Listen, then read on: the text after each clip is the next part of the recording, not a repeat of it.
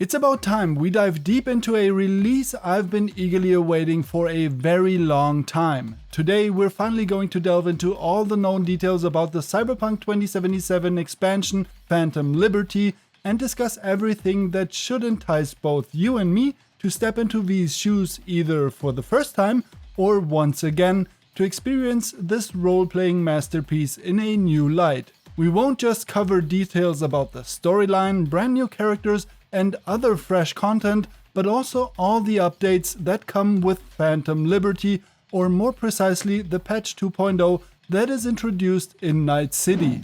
If you enjoy this video, please give it a thumbs up and make sure to subscribe for a ton of new content about Cyberpunk 2077. By hitting that notification bell, you'll ensure you don't miss any upcoming videos. Now, let's dive right into this video. On September 26, Cyberpunk 2077 will receive its first and only expansion, Phantom Liberty. Initially, 2 expansions were planned post-release, but in the end it has been 2 years of bug fixes, improvements, and a plethora of updates, resulting in just 1 expansion.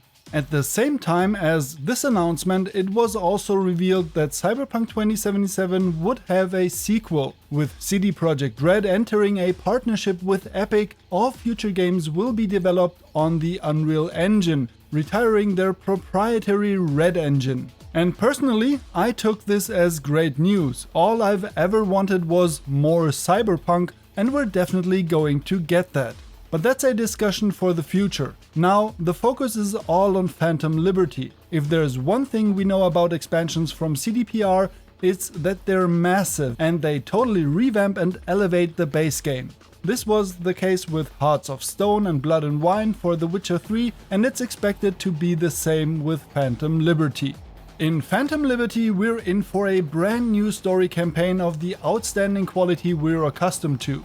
Both visually and in terms of acting, we can anticipate the high standard set by the original Cyberpunk 2077. The storytelling, as we've come to expect from CDPR, was already top-notch in the base game, and Phantom Liberty promises to be no different. Now I'll delve a bit into the story of the expansion, which is impossible without touching upon events from the base game. If you haven't played Cyberpunk 2077 yet and wish to go in entirely spoiler-free, then please skip this section using the timestamps provided in the video description. So consider this a mild spoiler warning for the main game. In Phantom Liberty, V is contacted by Songbird, the top netrunner for the president of the new United States. She aims to prevent an assassination attempt on President Myers and needs V's assistance. She claims she can defuse the ticking time bomb named Johnny Silverhand inside V's head, thereby potentially saving V's life. If you choose to assist her, you'll be sent on a thrilling rescue mission where you'll encounter the super agent Solomon Reed, portrayed by none other than Idris Elba. CDPR remains particularly tight-lipped about his character, but he'll play a significant role in your adventure. During the new campaign, we are transported to an entirely new section of Night City. Located south of the Voodoo Boys turf in Pacifica lies the Combat Zone, a demilitarized zone known as Dogtown. It's a place where anything is possible, drawing the dregs of Night City for shady dealings. It's a haven for those fleeing from the law, for even the Night City Police Department fears and avoids this zone. It's a refuge for the most lost souls, or at the very least a place for them to meet their end. Anything goes as long as it aligns with the desires of the mercenary group Barghest and their leader Kurt Hansen, the self-proclaimed ruler of Dogtown. Kurt is a former soldier who, outside the laws and state oversight of Night City, has established his own kingdom in Dogtown, governing it as he pleases with his militia. But it's not just a new campaign awaiting you in Phantom Liberty, there's a plethora of new and revamped gameplay content. The police system has been fundamentally reworked. There are new vehicles and the ability to combat while driving, a host of new weapons and cyberware. The skill trees have been completely revised, with some altered and some brand new skills. And there's also an entirely new Relic Skilltree. So let's delve right into this new Relic Skilltree first. The Relic Skilltree allows you to learn extreme abilities related to your cyberware.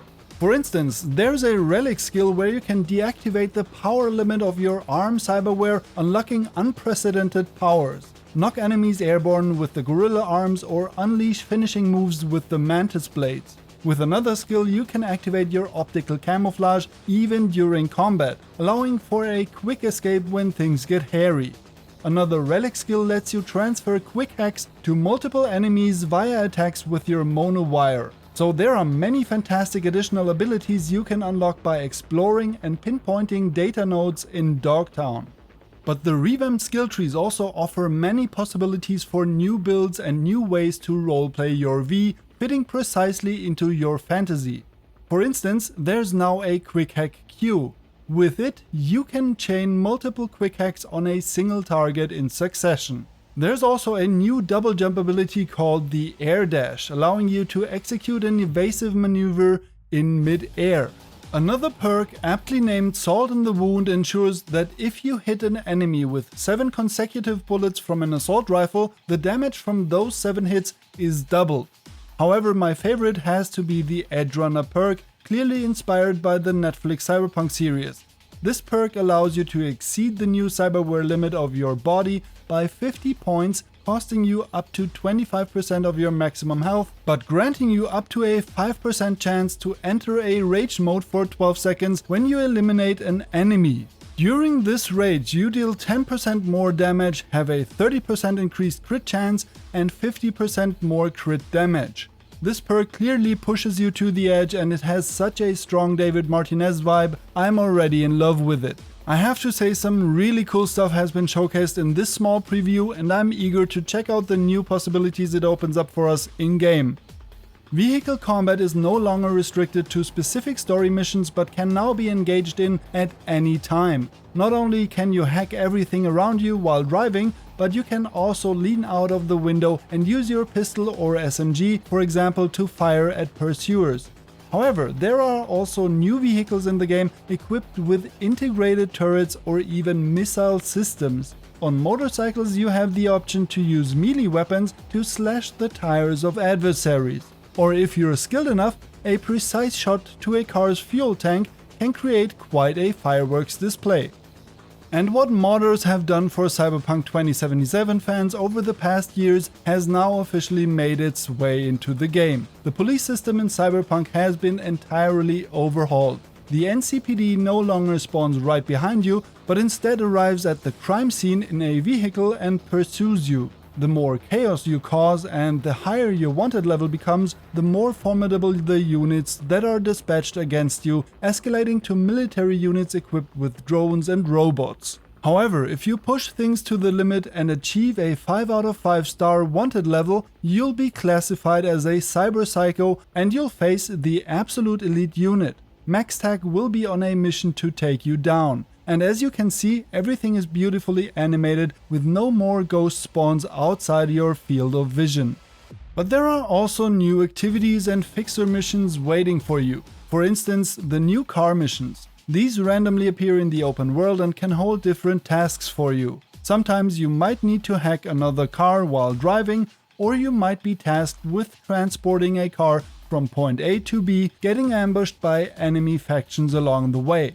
Coupled with the revamped police system, situations can quickly escalate, potentially leading to MaxTac hunting you down if you don't manage to control the situation swiftly. There are also additional random events, such as the briefly mentioned and teased on social media airdrops. These are valuable, sought-after crates that get dropped from the sky. So hurry up to grab the loot or snatch it from the cold hands of your enemies. But a clear highlight of Cyberpunk has always been its visual presentation. Graphically, Cyberpunk 2077 was at the forefront for an open world game. And no, I'm obviously not talking about the performance on last-gen consoles without an SSD. From what it looks like, Phantom Liberty will again set new standards in terms of graphic brilliance, leveraging Nvidia's latest technologies like the recently announced DLSS 3.5 and Ray Tracing Overdrive. While Ray Tracing Overdrive is an exclusive feature for Nvidia's 40 series hardware, all RTX graphics cards can benefit from DLSS 3.5, and this, of course, promises a significant performance boost. But in terms of console performance, Cyberpunk 2077 has drastically improved since its release, if you believe the folks at Digital Foundry. CDPR provided Digital Foundry with uncut footage of the first mission of the expansion for their analysis, and the performance on the next-gen consoles turned out to be quite decent, and on the PC with the latest top-end hardware, it's absolutely excellent, especially thanks to DLSS 3.5, even with ray tracing overdrive. It should be noted, however, that with Phantom Liberty, last-gen consoles are left behind in order to fully harness the potential of the current hardware generations. Thus, Phantom Liberty and the 2.0 update will exclusively be released on the Xbox Series S and X, the PlayStation 5, and on the PC. I hardly dare to say it, but finally. With the 2.0 update, which is expected to be released a few days or weeks before the release of Phantom Liberty on September 26th, many of the mentioned features will be added to the base game. Here's a good overview of what you get without spending any additional money and which features are exclusive parts of the $30 Phantom Liberty expansion. Included in the free 2.0 update, which will be available to all players owning the main game, are revamped skill trees and perks, revised cyberware and the new capacity system, car fights and chases, improvements to the combat AI, the new police system, enhancements to the menus and player experience, changes to loot, items and crafting, and new radio stations. If you purchase the Phantom Liberty expansion, you additionally get the new Dogtown district, a brand new storyline and campaign with new characters, new quests, gigs, boss fights and more, vehicle missions and airdrops, the public events, the new Relic Skilltree and associated abilities, over 100 new items including weapons, cyberware, cars and clothing, vehicle rocket launchers, and the level cap increase from level 50 to level 60. And I genuinely believe that with this information everyone can make an informed decision about whether just dipping into update 2.0 is sufficient or if it's worth the $30 for the expansion. Personally, I can't wait any longer. I'm eagerly anticipating both the update 2.0 and the expansion set to release on the 26th of September. Please drop a comment and let me know if you're visiting Cyberpunk 2077 or if you're perhaps new to the game because you missed out on its rocky launch 3 years ago. I'm truly curious to see if Cyberpunk 2077 will experience a resurgence with this major expansion. But that's it for this video and I hope you enjoyed it. If you liked it, please let me know by just liking the video. For more content on Cyberpunk 2077 and the Phantom Liberty expansion, feel free to subscribe to the channel and hit the notification bell so you don't miss out on any future videos. But anyways, I wish you all an awesome day and I'll catch you in the next one.